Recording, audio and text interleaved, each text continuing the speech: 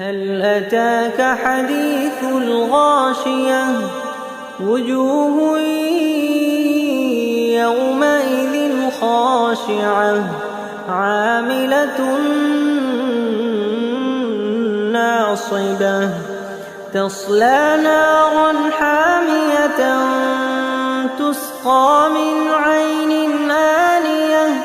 ليس لهم طعام إلا من ضريع لا يسمن ولا يغني من جوع وجوه يومئذ ناعمة لسعيها راضية في جنة عالية لا تسمع فيها لاغية فيها عين جارية فيها سرر مرفوعة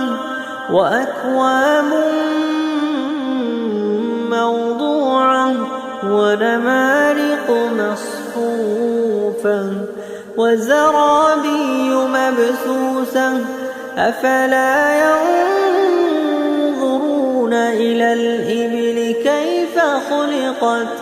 وإلى السماء كيف رفعت وإلى الجبال كيف نصبت وإلى الأرض كيف سطحت فذكر إنما أنت مذكر لست عليهم بمسيطر إلا من تولى وكفر فيعذبه الله العذاب الأكبر إن إلينا